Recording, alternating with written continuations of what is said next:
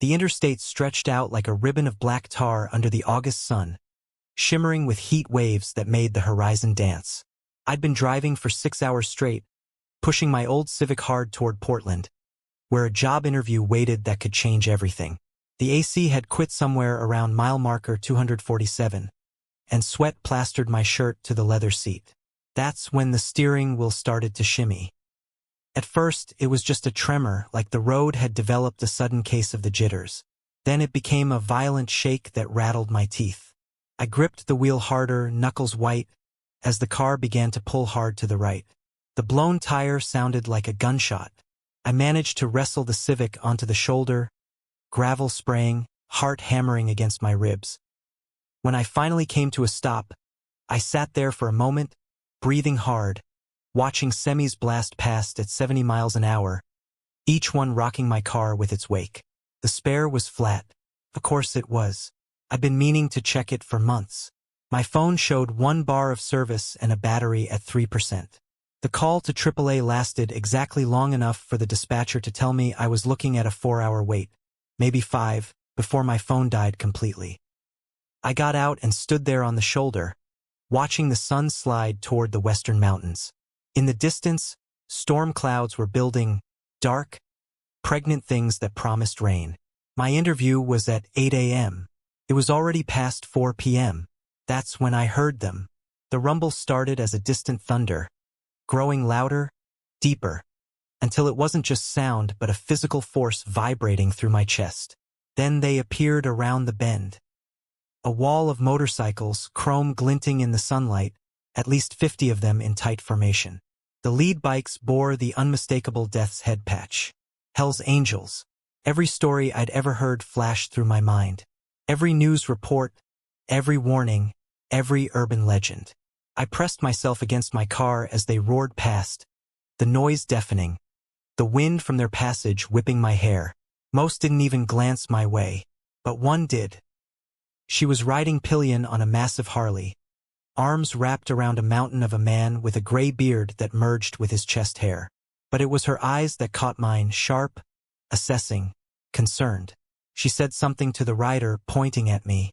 The bike slowed, broke from formation. My mouth went dry. The Harley pulled onto the shoulder 20 feet ahead, the rumble dropping to a throaty idle. The woman dismounted first.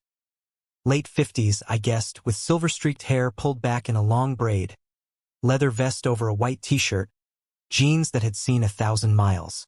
She walked toward me while her rider stayed on the bike, watching. "You okay, honey?" Her voice was surprisingly gentle, tinged with a Midwest accent.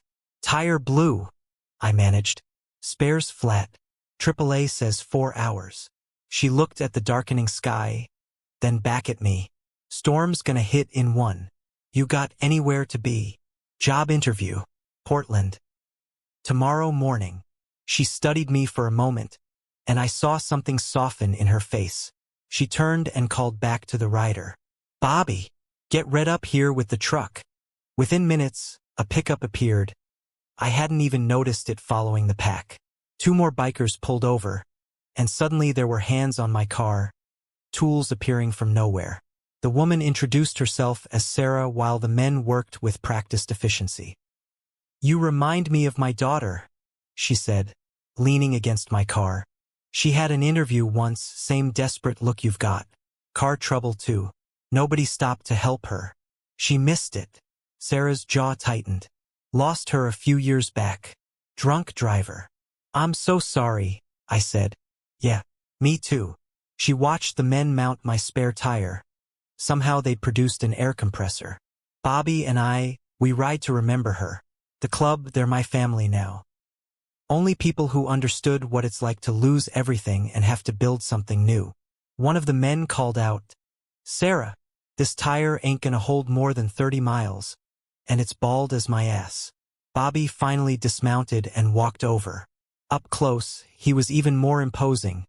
6'5" easy, arms like tree trunks, but his eyes were kind under the bushy eyebrows. "Where you headed exactly?" "Portland. East Side." He exchanged a look with Sarah.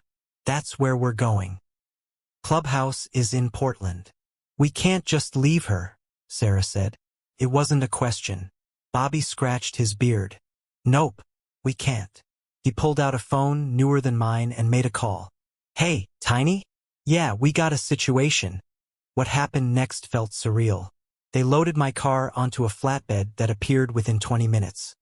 Apparently Tiny owned a towing company. Sarah insisted I ride with her and Bobby, refusing to hear any protests. Storm's coming and that highway gets nasty. You ride with us, you're protected. Plus, she smiled, you'll get there faster. By the time we got back on the road, the entire pack had waited. 50-plus bikes, their riders lounging, smoking, laughing. When Bobby fired up his Harley with me perched behind Sarah, holding onto her vest, someone whistled. Fresh meat, someone called out. Shut it, Gunner, Sarah shot back. She's under protection. And just like that, I was in the middle of a Hell's Angels formation, rolling down I-5 as the first fat raindrops began to fall. They moved as one organism, shifting and flowing around traffic like water around stones. When the rain came in earnest, they tightened up, the bikes on the outside shielding those in the center. I was soaked within minutes, but I'd never felt safer. The rumble of 50 engines created a cocoon of sound that drowned out everything else. We stopped once at a gas station.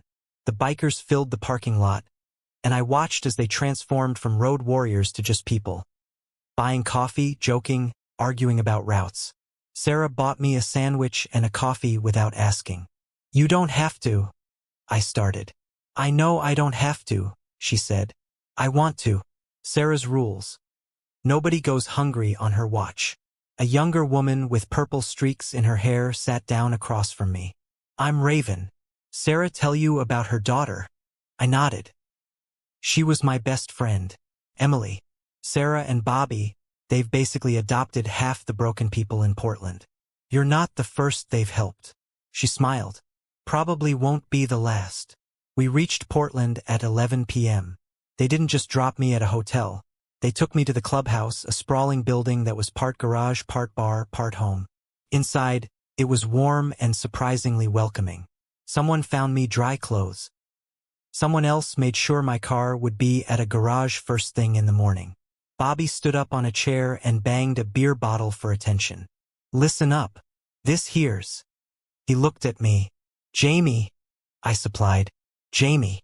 Sarah and I found her on the side of the road. Blown tire. No help coming. She's got a job interview tomorrow that could change her life. She's under club protection tonight. There was a rumble of approval. Someone handed me a beer. But here's the thing, Bobby continued.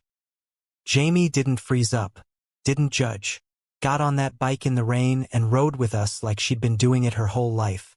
Takes guts. He raised his beer. I say she's earned honorary colors.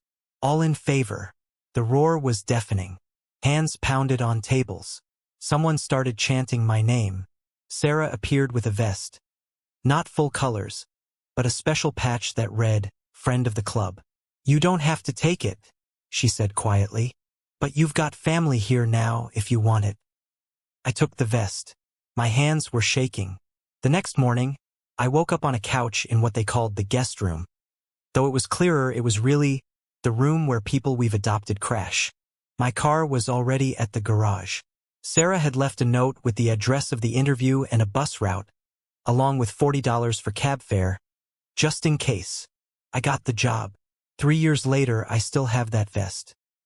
I wear it to the annual memorial ride for Emily, where 200 bikers gather to ride through Portland, raising money for victim support services. Sarah and Bobby are there every year, along with Raven, Gunner, Tiny, and dozens of others who've become unlikely friends. People see the patch and ask me about it sometimes. I tell them the truth. I was saved by a Hell's Angels wife and adopted by 200 bikers who taught me that family isn't always blood, and angels don't always have white wings. Sometimes they have chrome and leather and hearts bigger than their engines. And sometimes, on a stormy highway when you've lost all hope, they rumble out of the distance like thunder, and they don't leave you behind. Sarah still calls me every few weeks. Just checking in, honey. Making sure you're eating enough. Making sure you're okay. I always am, because I learned something on that highway. The people who stop to help aren't always the ones you expect. Sometimes the most fearsome-looking folks are the ones with the most room in their hearts for strays. And that, more than anything, is worth remembering.